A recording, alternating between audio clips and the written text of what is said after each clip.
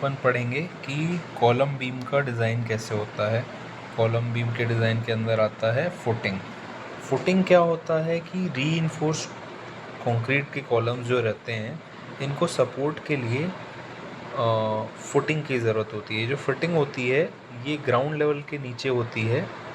ये basically foundational structure होता है, फाउंडेशन जैसा स्ट्रक्चर होता है, फाउंडेशन जैसा रेफ़र कर सकते हैं। ये जो रीइंफोर्स कंक्रीट के कॉलम्स हैं इनको सपोर्ट करने के लिए इस फुटिंग को नीचे ग्राउंड लेवल पे लगाया जाता है। इसका जो मेन पर्पस है इस फुटिंग का वो ये है कि ये जो स्ट्रक्चर है इसको सपोर्ट करे, जैसे कॉलम हो गया या जो भी बिल्डिंग हो गई, कॉलम्स को बेसिकली सपोर्ट करता है। और सपोर्ट कैसे करता है, ये जो कोई भी लोड इस पे पड़ता है ना, इस कॉलम के द्वारा जो सॉइल पे लोड पड़ना रहता है, मूवमेंट, बेंडिंग मूवमेंट होता है और भी तरीके की फोर्सेस होती हैं, लोड, फोर्स, मूवमेंट, जो भी बोल लो, इसको इवनली सॉइल में डिस्ट्रीब्यूट कर देता है हर तरीके की फोर्स को, ताकि स्टेबिलिटी बनी रहे और इसको सपोर्ट मिलता रहे। तो ये मेन पर्पस है फुटिंग का। फुटिंग जनरली डिज़ाइन की जाती है जो बेंडिंग मूवमेंट है और जो शियर फोर्स है जो सॉइल के रिएक्शन के कारण डेवलप होता है उसको रेजिस्ट करने के लिए। ये स्पेसिफाई किया गया है इंडियन स्टैंडर्ड कोड IS 456 2000 में। उस हिसाब से फुटिंग्स को डिज़ाइन किया जाता है।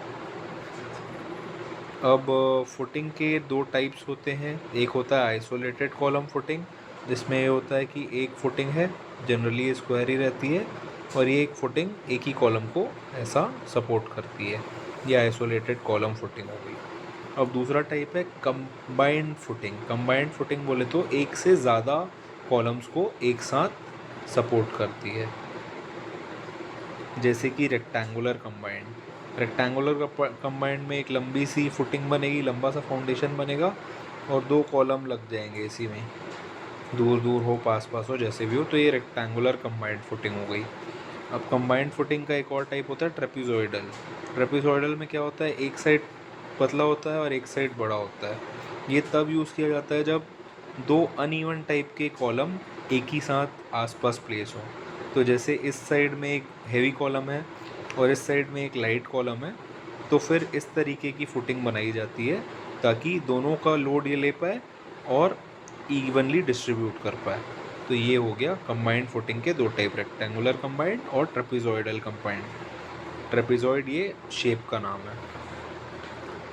जो मिनिमम डेप्थ है फुटिंग की वो IS कोड के हिसाब से 0.5 mm होना ज़रूरी है। मिनिमम डेप्थ मतलब ग्राउंड लेवल से मिनिमम 0.5 मीटर नीचे तो होना ही चाहिए। ये इतना गहरा होना ही चाहिए नेचुरल ग्राउंड लेवल के 0.5 mm जितना।